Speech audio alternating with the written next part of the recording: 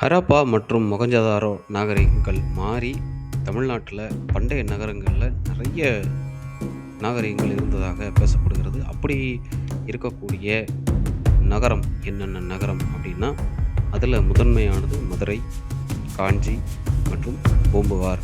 இந்த 3 நகரங்களும் புகழ்பெற்ற நகரங்கள்.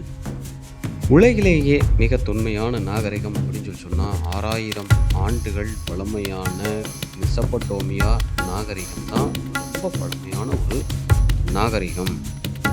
பூம்புகார் நகரத்தை பற்றின மிகப்பெரிய சிறப்புகளில் என்ன சிறப்பு அதிகமாக இருக்குது அப்படின்னா, இது ரொம்ப பெரிய பழமையான ஒரு நகரம் பூம்புகார் நகரம். இதில் காப்பிய மாந்தர்களான கோவலன் மற்றும் கண்ணகி ஆகியோர் அங்கு பிறந்து வளர்ந்த இடம். சரிங்களா? இது போக இந்த இடத்துல கடல் வழி வாணிபம் ரொம்ப அதிகமாக இருந்ததுனால அந்த இடம் என்னவாக மாறிடுது அப்படின்னா, துறைமுகங்களாக அந்த காலங்களில் அது மாற்றப்பட்டது அப்படிங்கிற செய்தியும் அங்கே இருக்குது. ஒன்று, ஏற்றுமதி இறக்குமதியில் மிகப்பெரிய நகரமாக அவங்க இருக்காங்க. ஏன்னா தன்னுடைய தேவைக்கு அதிகமான பொருளை ஏற்றுமதி பண்ணியும், உற்பத்தி செய்ய முடியாத பொருளை இறக்குமதி பண்ணியும் வாழ்ந்துருக்குறாங்க. அதனால் கடற்படை வாணிபம் அவங்களுக்கு ரொம்ப அதிகமாக கையெழுத்துக்குது. அதுபோக இங்கே காவேரி ஆறு கலக்கிற இடம் எந்த இடத்துல கலக்குது அப்படின்னா, வங்காள விரிகுடா கடலில் அந்த இடத்துல கலக்குது. அப்போ இப்போதைக்கு தற்போதைய மாவட்டம் அது எங்கே இருக்குது அப்படின்னா, மயிலாடுதுறை மாவட்டத்தில் அமைந்திருக்கிற இடம் பூம்புகார். காவேரி பூம்பட்டினம், அதை பற்றி நம்ம பார்த்துக்கிட்டு இருக்கோம். இது உங்கள் கலைமகள் அகாடமி. கல்வி நம்மை செதுக்கும் ஒரு ஒளி. நல்லா கவனிச்சுக்கோங்க. இங்கே காவேரி பூம்பட்டினத்திற்கு வழங்கக்கூடிய 2 சிறப்பு பெயர்கள் இருக்குது. ஒன்று பூம்புகார் சொல்லியாசம், இன்னொன்று புகார், இன்னொன்று காவேரி பூம்பட்டினம். பூம்புகாரை 2ஆக சொல்கிறோம். ஒன்று புகாரும் இன்னொன்று காவேரி பூம்பட்டினம் அப்படிங்கிறது சொல்கிறோம். இப்போ இந்த காவேரி பூம்பட்டினம்னு இருக்கு இல்லையா, இதை நாம் எங்கிருந்து தெரிந்து கொள்ளலாம்? அதாவது இலக்கிய நூல்களில் எந்த நூல்களில் காவேரி பூம்பட்டினத்தை பற்றி அதிகமாக சொல்லியிருக்கிறாங்க அப்படின்னா, பட்டினப்பாலை அப்படிங்கிற நூலில் அதிகமாக சொல்லியிருக்காங்க. இந்த கேள்வி அடிக்கடி வர்றதுக்கான வாய்ப்பு ரொம்ப அதிகம். அதனால் அதை தெரிஞ்சுக்கலாம்.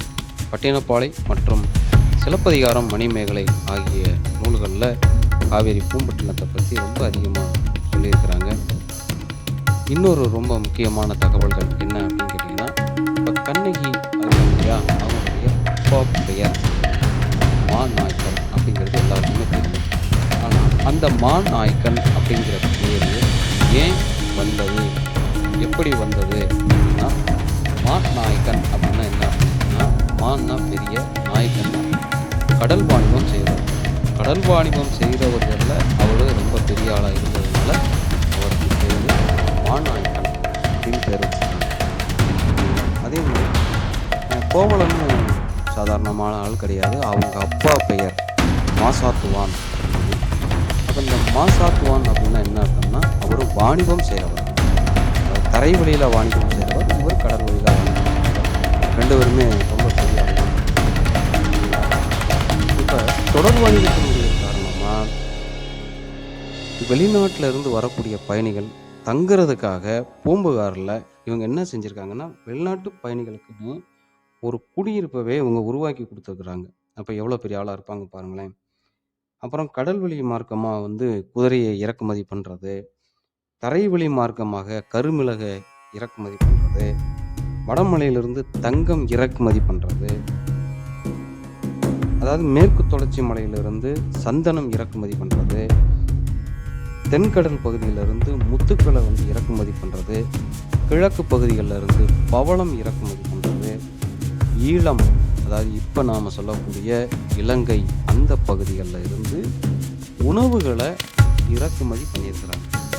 அப்போ ஏற்றுமதி இறக்குமதி பண்ணுறதுல ரொம்ப பெரிய ஆளுகளாகவும் நிறைய வாணிபத்திலையும் சிறந்து விளங்குனவங்க யார் அப்படின்னு சொன்னால் பூம்புகார் நகரத்துக்காரங்க.